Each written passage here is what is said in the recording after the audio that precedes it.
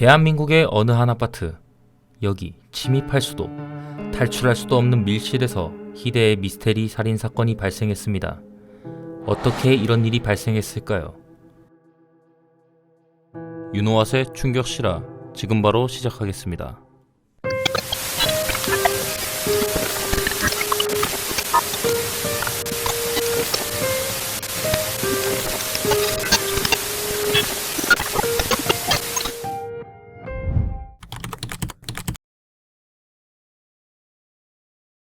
남양주시에 위치한 어느 한 아파트. 지어진 지 1년도 되지 않은 한 아파트에 73세 남편 박씨 그리고 69세 아내 이씨가 그들의 자식을 전부 독립시키고 한가롭고 평안하게 노후를 보내기 위해 이 아파트로 이사를 오게 됩니다. 평온한 일상이 계속되던 중 2010년 11월 17일 오전 7시 남편인 박씨는 지인들과 골프를 치러 집을 나섭니다.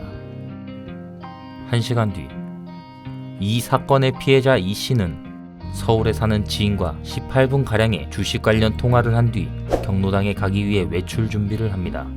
여기까지만 본다면 특별할 것 없는 평범한 일상인데요. 그러나 밤 11시가 넘어 집에 돌아온 남편 박씨가 본 것은 웃는 모습으로 반겨주는 아내가 아닌 안방 침대에서 흉기로 난자당해 피살된 부인이었습니다. 평온한 일상이 망가진 박씨는 경찰에 신고를 하였고 경찰은 수사에 들어갔습니다.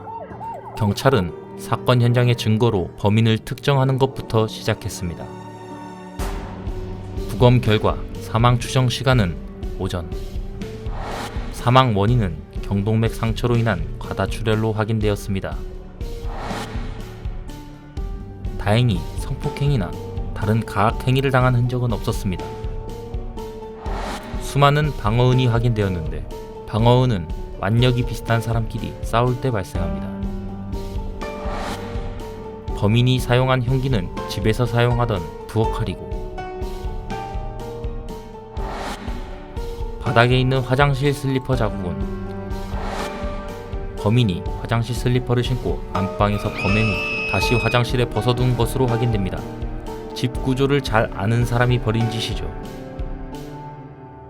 범인은 힘이 약한 노인이나 여성이며 집 구조를 잘 알기에 면식범으로 특정되었습니다. 이때 당시만 해도 경찰은 사건을 어렵지 않게 해결할 수 있을 것으로 예상을 했습니다. 지어진 지 1년밖에 되지 않은 최신식 아파트에는 CCTV가 곳곳에 있었고 영상을 일일이 확인만 하면 범인을 잡아내는 것은 시간 문제였기 때문입니다. 하지만 경찰의 예상과는 다르게 수사에는 진척이 없었습니다. 의심 갈 만한 상황이 CCTV 어느 곳에서도 보이지 않았기 때문입니다. 경찰 측에서는 CCTV로는 사건이 해결되지 않자 모든 가능성을 열어두고 수사를 하기 시작했습니다. 경찰은 혹시 모를 가족 분쟁을 염두에 두고 그날 하루 가족의 행적을 조사하였으나 재산 관련 분쟁은 없었고 가족들의 알리바이는 가족이 범인이 아니라는 것을 증명했습니다. 범인이 오랫동안 아파트 내부에 잠복해 있다가 범행을 저지를 수 있기에 CCTV 영상 일주일치를 조사했습니다. 하지만 CCTV에는 용의자로 보이는 사람은 없었습니다. 입주가 안 된 2층과 3층을 통해 외부에서 들어왔을 수도 있기에 조사를 해봤지만 별 특이점은 딱히 없었고 위층 집이나 옥상에서 내려올 수도 있었기에 조사를 해봤지만 외벽에 어떠한 흔적도 남아있지 않았습니다. 창문은 안에서 잠그는 방식이라 강제로 침입한 흔적은 없었습니다. 이 역시 불가능했습니다. 혹시 아파트 내부인이 살인을 한 것이 아닐까? 아예 이 당시 아파트에 입주해 있던 48세대 모든 가구를 대상으로 혈액 반응 검사를 진행합니다.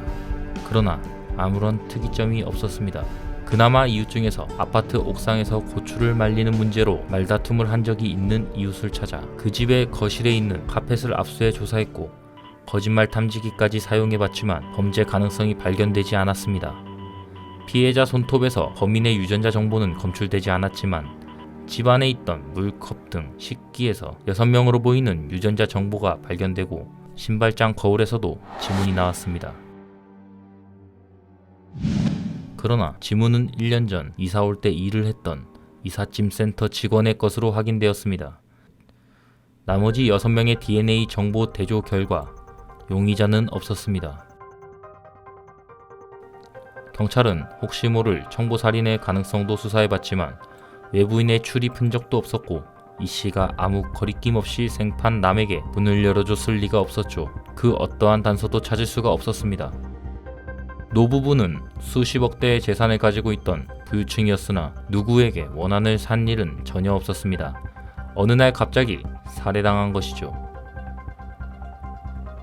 사라진 물건은 없었고 오히려 고가의 명품 시계가 침대 위에 고스란히 남겨져 강도 사건을 연출한 듯 보이기까지 했습니다.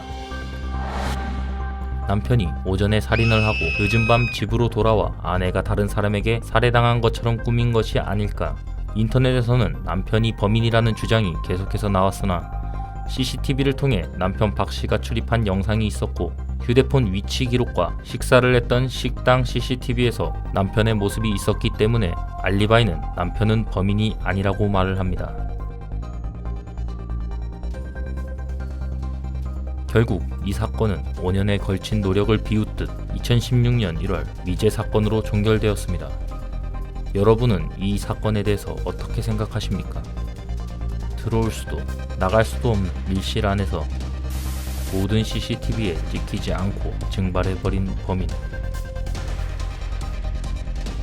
당신도 피해자가 될 수 있습니다. 지금까지 윤호아씨였습니다. 감사합니다.